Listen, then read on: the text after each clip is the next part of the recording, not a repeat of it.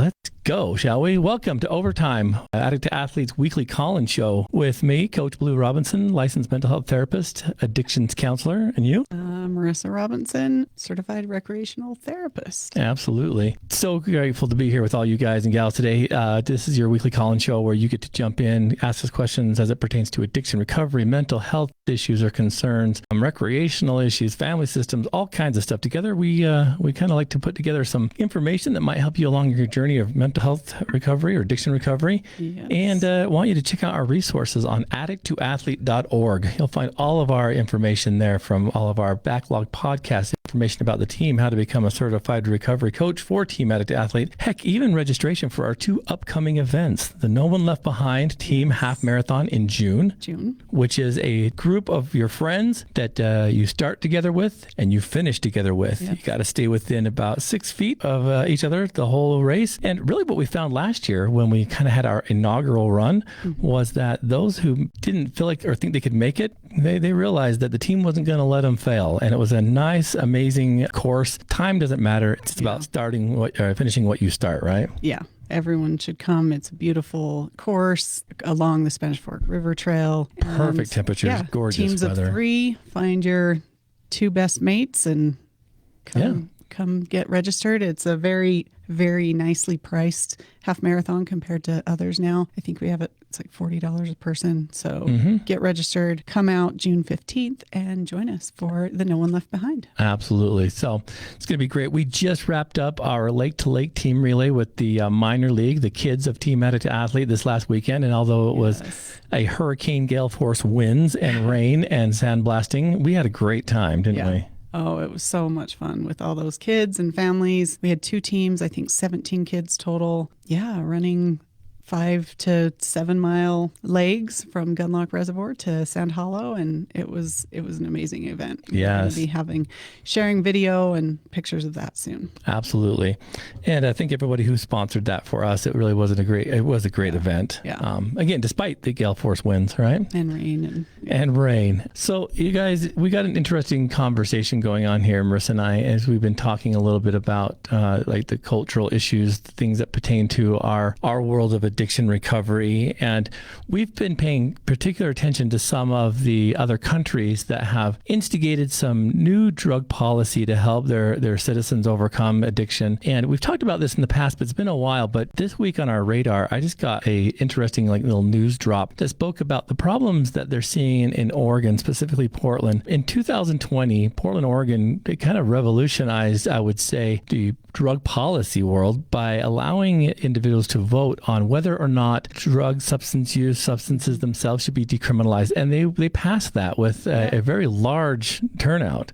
And now we're seeing 4 years later that there's some problems. There's some bumps in the road. And a lot of people that are in this world kind of refer to the Portugal model. The Portugal model has been doing this for a while. And so we're like, well, let's see how that's going. And even they're finding a little bit of some hiccups and some problems there as well. I want to get into this and talk a little bit about what this means, because there's a lot of pros and cons, and there's a lot of cons and pros. And it's so multifaceted. I think oftentimes people look at this idea of decriminalization, and if it doesn't go well, like Oregon right now, it's not going well. And it's year 3, maybe year 4, and people want to just pull back instantly. And I don't think that's fully they get scared and want to pull the answer either. You know what I mean? But again, it doesn't matter what it is. This should be a constant conversation, and it should be something that's constantly changing, because even if something's working for a while, this is like most laws and culture, things change, environments change, and we have to be able to assess and adapt and change as well. Yeah. And so, I want to talk a little bit about our own ideas, our own thoughts on this, but you got to understand that all this kind of started in 1970 with the Controlled Substance Abuse Act, or the Controlled Substances Act. And the Controlled Substance Act, or the CSA, places all substances which are in some way mannered to be regulated under a federal law, and they classify them from a 1 to a 5 scale, right? This placement is based on the substance medical use, its potential for abuse and safety, or dependence and liability. And so the interesting concept of this is where you start hearing those scheduled drugs, right? Like such and such is a Schedule 1, Schedule 2, those kind of things. Wasn't this where the war on drugs all started, right? That term? Yeah, or is that before? it fueled with the 80s with President Reagan. But, and again, calling this a war on drugs opened up a significant amount of funding for, I guess, law enforcement and other things, and kind of had a negative impact to a certain degree because calling something a war that cannot be won, like the traditional battlefield, kind of silly. That's a big part of the problem. I mean, when you put a negative stigma on that is like, we're talking about the Cold War and the Russians, and then you talk about our own citizens and Americans and the war on ourselves. That's, it ended up kind of backfiring there. Yeah. So controlling drugs and other substances through a formal scheduling act, it seemed like a great idea. And to a certain degree it did. It starts to get into the lexicon of what is, really kind of harmful versus what could be medically useful, so to speak. And so what it found is that the procedure of going through all of these, it started looking at a few different degrees and areas, the manufacturing of the drug, how is it manufactured, right? When you're doing some bathroom meth lab action going on, it's probably not the best thing to do. To get a schedule. I mean, that's some illegal stuff going on there. The medical model with substances, whether it be medication, and we've seen that we've been screwed over by that too. Thank you, Sackler family, you buggers. And so, you look at this, you think, well, I've talked to people that have had to switch from, their prescribed pain medication to, heroin and opiates on the streets because of issues with doctors prescribing and limited use. And so you start looking at that like, okay, so we've seen this opiate epidemic and now with the fentanyl issue, right? Yeah. And then you start looking at state and local governments' influence and the public interest groups as well. Now, you have to understand that these scheduling drugs came from a mindset of what could have a potential for abuse. Any drug that has any kind of side effect that brings any kind of euphoria, whether it be, being numb, checked out, lightheaded, whatever, has the potential for abuse. Yeah. And that's just the mechanism of the game that we have to play with it. Yep. Then there's some risk factors that go on there. And so when we look at this, what happened in the late 90s, early 2000s up until 2020 is that there was an increasing use of population using substances. And what Oregon specifically started to find was that either they could adapt their mindset and culturally kind of approach this so that race discrimination would start to kind of slow and halt. People could have more access to treatment and recovery, and government could kind of pull their influence out a little bit and give it back to the people. And the people decided that yes, they in fact wanted to loosen regulations and decriminalize substance use. And the biggest issue is to start regarding the individual as a patient rather than a criminal. Let's try treatment and helping rather than penalizing and crime, which I believe is a very, very good approach. Absolutely. But yeah, it takes it's a big thing to try to change.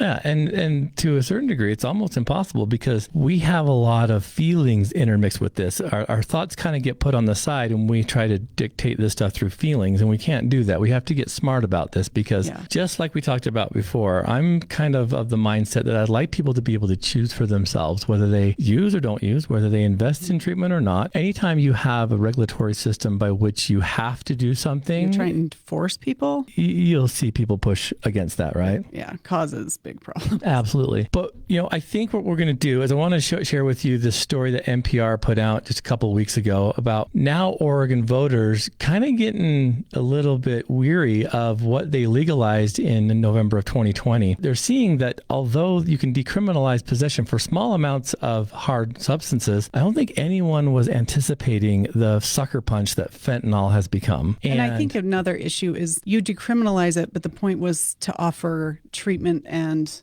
rehabilitation in counseling. But most of the time when you put in something like this, the treatment rehabilitation piece on the other end is not fully funded, prepared for everything that will come. And so people often go back to say, oh, well, it's the decriminalization that caused the problem rather than we weren't ready for the treatment and on the other end. Yeah, and that's a big problem. I mean, because you look at a lot of systematic issues that we're having here in the country, and we start seeing that a lot of people are wanting to navigate towards mental health resources, yet mental health resources are not as funded as they should be to receive all this. Well, I remember you I don't know when it was that Utah started, it was the JRI law, where they started to do a little bit of this. 2017-ish, 2016. They started doing a little bit of this to try to decriminalize a little bit. And then, I remember police officers and family being like, well, now they just have nothing. They can just keep using. But it's because they were not ready financially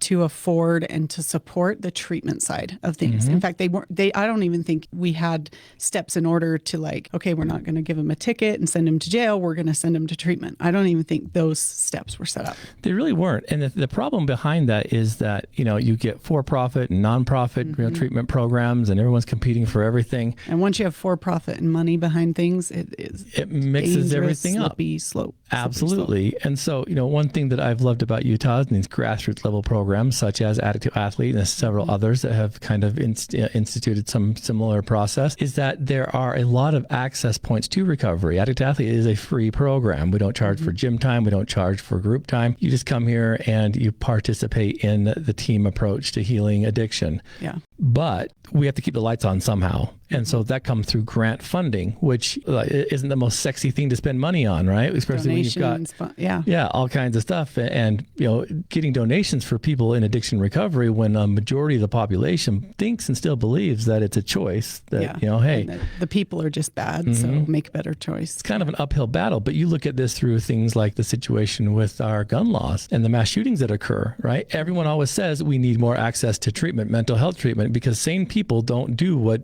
these mass shootings, kind of follow through. So when you look at it that way, we should be investing quite a bit into the avenue of mental health, but we don't. And I think it's also because it's the change you want and you're looking for, if you put funding into that, is something most people want to see in 3 months, 6 months, a year, but we probably won't see benefit for 10 years, 20 years. And people don't want to put money into something that takes that long for a return. Yeah. And so realistically, I would love to see what the voters in Oregon thought might happen when they passed this legislation, because I knew, what the potential could be, which would be more access points to recovery, more treatment. But you have to also understand that is a very personal investment. Like there's a lot of people out there that don't want it, that won't go, specifically because maybe they've had bad interactions in the past. Maybe they don't have enough belief that there's going to be a future. But what we're seeing now, as we play this clip from NPR, you'll see that there's a whole host of issues. I mean, you go through any major city now that has a homeless population, you start seeing some major issues by which people and citizens alike cannot even access or utilize some of their public facilities because, there are needles and tinfoils and, human feces and all kinds of stuff around. Outside, yeah. So although I think we kind of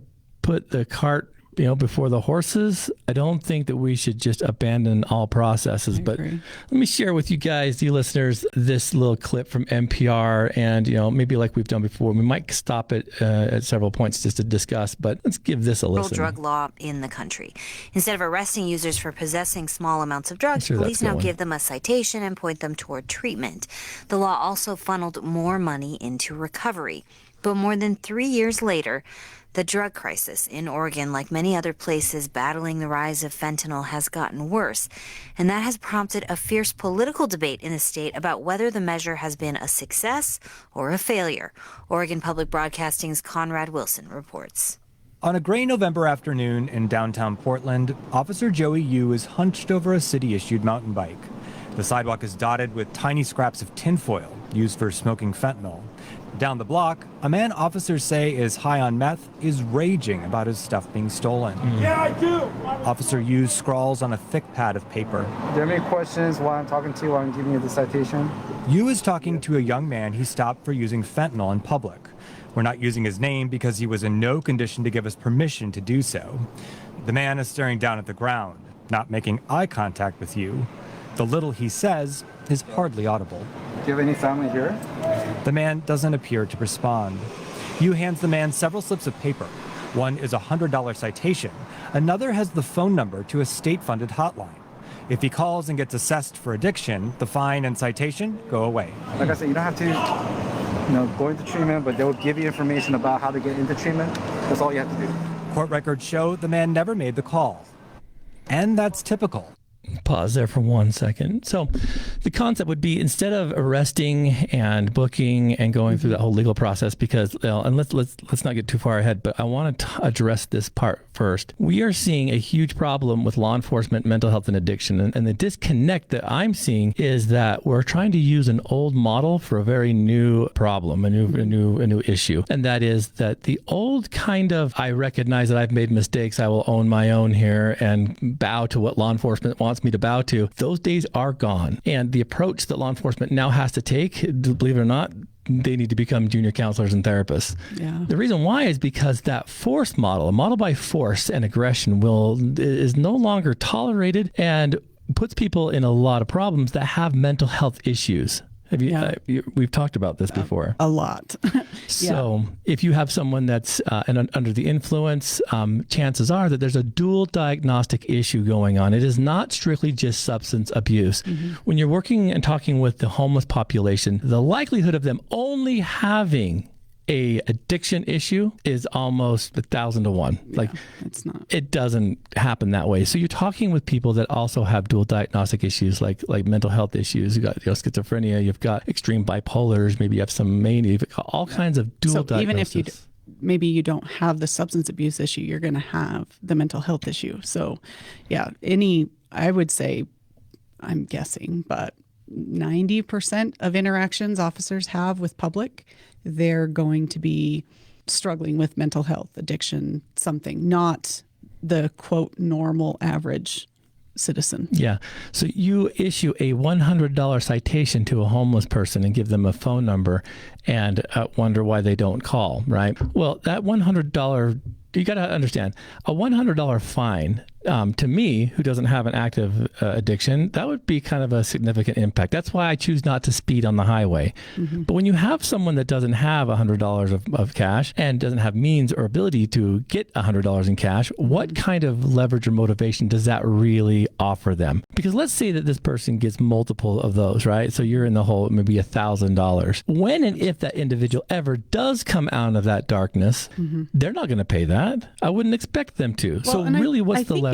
It does say that if they choose to get treatment and help, that is erased. 100%. But just even the approach of that is really hard. Like you can't, because if they're not going to call and they're not going to pay, what have you really done? Yeah. Does that make sense? So scared them. We're trying to say, hey, here's a new outlet, but here's the same consequence. Those consequences have to change. And the consequence doesn't always have to be something bad. And people have a hard time with this. Why would you think that consequences don't always have to be bad? It's like parenting with love and logic, right? Yeah. It's like either you choose this or I'll choose for you. And I don't mean like I'm going to choose treatment for you, right? I would say that we go back to the model and start looking at maybe doing some not constructive consequences. What am I looking for? Some creative consequences, right? It's going to take time to think of other ways, like just the concept of tickets and fines. Can you imagine a facility like say, hey, either you call this number or I'm going to take you into this place, and this place, whatever you want to call it, could be a place where they could clean themselves up, take a shower, get some new clothes, maybe even get some food, clean syringe exchange, and doing some safe. Instead of taking you to jail, I'm taking you to the clean house, whatever you want to call it, right? And I know, that takes money and people, and we have it. We could do this if we wanted to, but just leaving them in the area by which you found them and offering them, really, we might say two negatives. Either you call this or you pay $100. Why don't we start building relationships with these folks? And that's where we have a big dilemma. Does that make sense?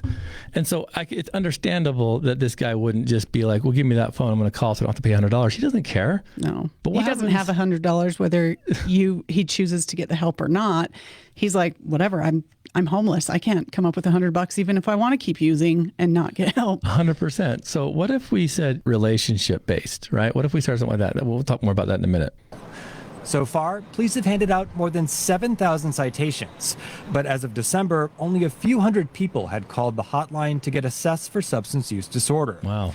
This exchange, a citation for drug use instead of an arrest, is a direct result of Measure 110. Advocates argued the criminal justice system didn't effectively treat addiction. They also said it disproportionately harmed people of color, and the state expected the measure to reduce racial disparities in conviction rates. But back on the street, Officer Yu says handing out citations doesn't seem to actually make a dent in the problem. Same people that I give citation to yesterday, I see today doing the same thing. What's happening here on the streets of Portland has led to a lot of passionate testimony in the past several months in the state capitol, where lawmakers invited people to come weigh in. All right, thank you. I am going to open up an informational hearing of the Joint Interim Committee on Addiction and Community Safety Response. During hearings, some argued that taking away criminal penalties for drug use hasn't worked. Others worried about the safety of their employees and the health of their businesses. Lisa Schroeder owns Mother's Bistro and Bar in downtown Portland. The police occasionally come in and clean up a specific area with their superficial presence, and the drug market moves along to another corner. The quality of life for our citizenry, from the user to the general population, is suffering. But addiction doctors and criminal justice experts in Oregon say a lot happened between 2020 and now, besides Measure 110. The pandemic taxed the healthcare system, the fentanyl crisis got worse around the country, homelessness grew. Dr. Andy Mendenhall is an addiction medicine physician and the CEO of Central City Concern, a social service organization in Portland that gets a small amount of money from Measure 110.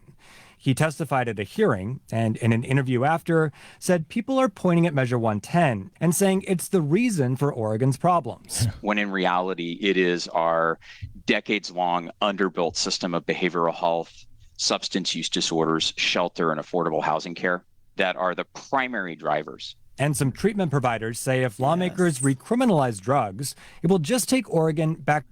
So do you see that? Yeah. What'd you notice?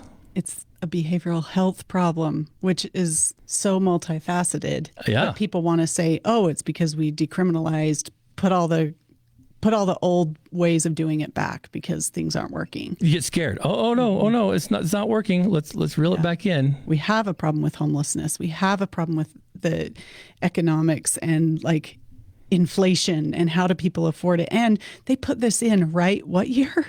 2020. What happened in 2020? Absolutely. Those external forces caused a huge surge in everything, no matter what structure that anyone had set up like Oregon to be able to help it.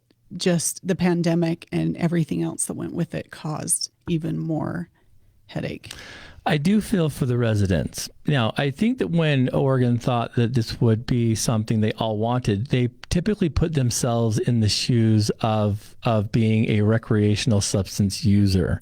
Mm-hmm. I don't think they anticipated that if it's going to be free for them to kind of make those choices, it's also going to be free for those that don't have the same quality of life. Mm-hmm. And that's where the problem's starting to be. It's if your neighbor who goes to work, 9 to 5, who comes home and has a beer and maybe smokes some weed, and maybe pops some ecstasy now and then, mows his lawn every Saturday, but still keeps a job, pays their taxes. Those guys are fine. Yeah. But it's the guys that are down on the city blocks, the homeless people, those are the problems. And to a certain degree, right, it's kind of that blinding factor of that skewed peripheral vision. You have the tunnel vision. Because also, if you get somebody into treatment that's been on the streets, that's had years and years of addiction and they want help, they get help, what's on the other side? Like, if you go from homelessness to you're clean, sober, now we've got to do job training, life skills training, communication, budgets, problem solving, budgeting, finding a job, getting housing. Like all of a sudden, the infrastructure to be able to help somebody on the other end get out and stay out is really deep and really difficult. And we can end that portion right there because I think we got what we wanted to hear. And they go through a little bit more talking about ways to try and fix it without getting people too nervous to repeal it because there's pros and cons for both sides. When Marissa and I decided to go and do a little bit of checking now, because again, this is all based off of a Portugal model and they have a really good model, we found that there's also some instances of crisis happening there too. And I'm telling you, in this world by which we have passed legislation based on a model where it's a treatment geared and assistance geared modality of interaction, they're seeing a pinch too. A lot of the same kind of things. Yeah. As you read that, what kind of stood out to you that is eerily familiar to what Portland's going through. Well, one thing with Portugal, they started this in 2001, so they were 20 years ahead. And they did a lot of research and publicity of some of their data in 2009, and it was really good. It was going really well. Their prison system was lowering, overdose deaths were lowering. There was a lot of really good things. But now, 20 years later, they're starting to see those things going up again. But again, you have to look at it. What happened 4 years ago that was outside of any of this legislation was that pandemic. COVID caused real issues everywhere. And it wasn't just the shutdown and everything. It was everything. It was illness. It was loss of life. It was the economy. It was business. It was, just limited supply of toilet paper, anything. So they are starting to see some problems there and trying to assess what can they do, because now one of the things they say is it's illegal to sell drugs near schools, but it's also illegal to advertise candy and ice cream, which that's cool, near schools. But people can actively shoot up and use substances right outside of a school. So yeah, they're saying, and that's happening. So how can we clean up some of this to keep the environment safe and keep people safe as well, because crime is on the rise. But again, fentanyl is coming everywhere. It's very, very difficult. Just on the side, one of the statistics I really was shocked by, which I guess I shouldn't be. Yeah. According to the National Institute of Health, 85% of the U.S. prison population has an active substance use disorder or was jailed for a crime involving drugs or drug use. So yes, I'm sorry, U.S., we need to do something different. And I think hopefully Portugal will be ahead of this as they saw better benefits for a long time. But again, it's one of those things, they're 20 years down the road. Yeah, things are going to need to adjust. They're going to need to assess and move and change. And that's with everything. You don't just go backwards. Yeah. I just don't think criminalizing everything is really the answer as well. Just that forced punishment, forced everything. I don't think it will ever be helpful because it's not going to bring about long-term change. Again, we've talked about this multiple times. Behavioral modification is what it is, and it only brings about external motivation and short-lived change. While somebody's watching, while somebody's, disciplining you, you will see a behavior change, but it is not an internal, intrinsic, long-term change. And the long-term change takes more work, it takes more time, it takes more money. So what do we want? Short-term or long-term change? I don't know. See, and that's kind of an interesting dilemma in and of itself too, because again, when you're looking at this through the lenses of a average citizen, you're not seeing the dual diagnostic issues. You're not seeing the significant homeless population. Trust me, I think that people may do that in Portland because Portland is like the number one destination for a lot of runaway youth and things of that nature. For some reason, I don't know why. Maybe they have the beautiful climate there or something. But so you're seeing a lot of this, and coming from the get off my lawn kind of guy, I can understand a little bit of why you want to keep your streets clean and these kind of things. But remember, if you voted for this, you've got to remember that it's not just going to affect you. Yeah. But start allocating systems that will be more beneficial in the mental health receiving center. It's not a sexy thing. I mean, you look at an officer that approaches this guy and gives him this ticket, I guarantee you that there's mental health issues there. Or let's say even maybe some autistic or spectrum type thinking. Maybe there's some neurodivergence going on there. The problem with that is that everyone starts to go to DEFCON 5 if they don't get immediate reaction. You leave this block, you get out of here, let me see this, give me your ID. You start doing that, and people that feel like they're getting trapped or they're getting force driven, they're going to respond and push back, and then that escalates. Panic. It goes into that fight or flight mode or fawn freeze, and no one can think in that situation and make good choices. We know of several people that we've worked with throughout our careers that have had situations that they've landed themselves in prison simply because it was a force-driven interaction and not a relationship-based, let me help you. Does that make sense?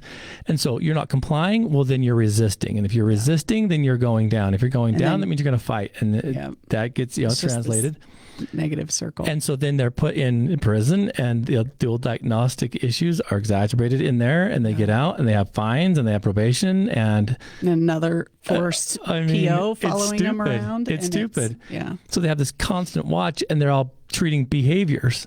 And that's the dumbest thing ever, too, because your behaviors will change if the behavior offered is changed. So there's no silver bullet for this. Yeah. But there has to be more dialogue. It's like I said at the beginning, it's really hard when you want quick, easy fixes. And the only real answer is very long-term fixes that we may not see or know for a long time and put a lot of funding into. But again, the research behind stuff, we've got to be researching and gathering data and assessing and changing and modifying as we go. Like, it's difficult. Yeah, and the creative consequences need to be instituted so that, both of them don't end up being like something that the person doesn't want. And I know that's like, there'll be people that they're naysayers being like, well, if they don't make the choice, we'll make it for them. That's not what I'm talking about. You wouldn't want that either. That's why most of those people out there are protecting all their firearms. They think Obama's still out there looking for them or something. Yeah. But remember, even with gun control, things of that nature, the answer everyone pushes, mental health care. And so, I remember when I was getting ready to take over a dual diagnostic group in the county when I was working there.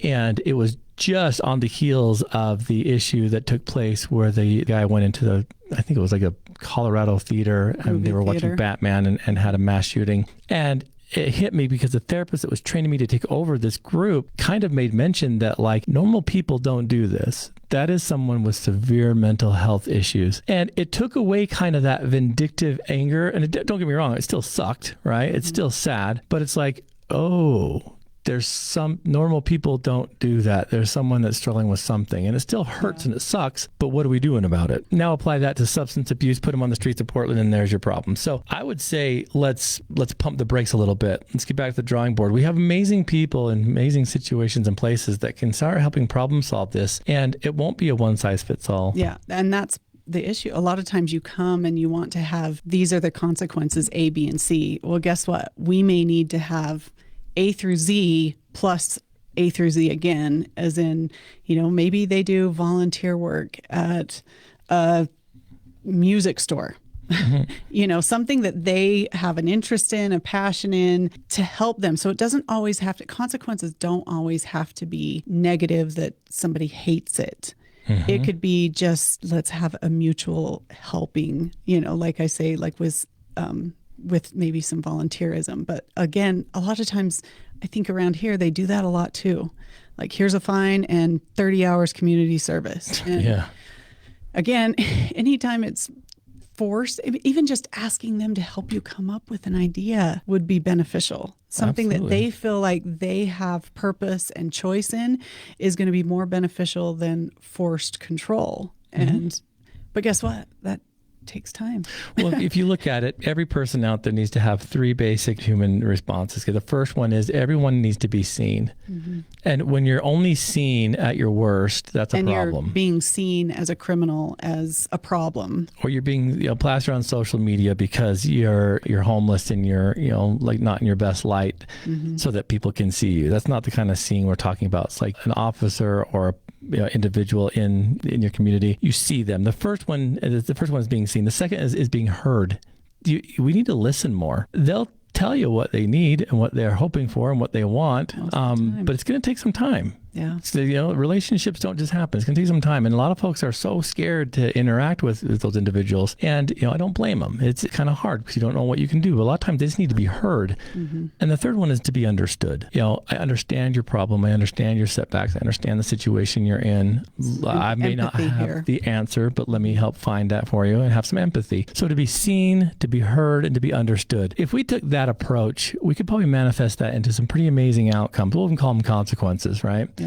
To meet them where they're at. And it's just going to take time and investment. And all of us are thinking that it's the other guy's job, and that's why nothing's happening, right? Yeah. It's not my responsibility. Let somebody else do it. But again, I think it comes back to even further back to the home and how, if people are having some of these same issues at home and with parenting, it's not it's really difficult to also change and fix that when we're 20, 30 years in the making. Generational issues, absolutely. So we wanted to share that with you guys today, just get your thoughts, your input. I know that many minds make problems easier to solve. So I'd love to know what your thoughts are. Jump on, give us some feedback, whatever platform you're listening to this on. Let's hear your thoughts. Let's hear your thoughts, because I think that collectively we could probably put a dent into some of these issues, because if it hasn't happened in your community, it will soon. And so let's be prepared for when we need to step up and help out the folks that are struggling. That's what most of us do anyway, service-oriented mindsets. Check out our other podcasts. We've had some great guests on right now. Yes. Athlete Podcast is pushing almost 500 episodes now. We're getting close. Yeah. And so,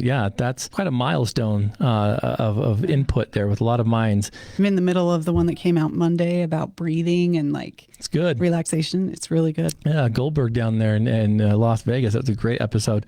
So check it out. We're going to be getting some more guests on here, but keep an eye on the website, addicttoathlete.org. I'd love to see you guys register and line up in June for the No One Left Behind Team Half Marathon. And if you need anything beyond that, we are always available. You can reach us through our email addresses, contact information on addicttoathlete.org if you want any more information. So thanks so much for tuning in. Until next time, do your best, turn your mess into your message.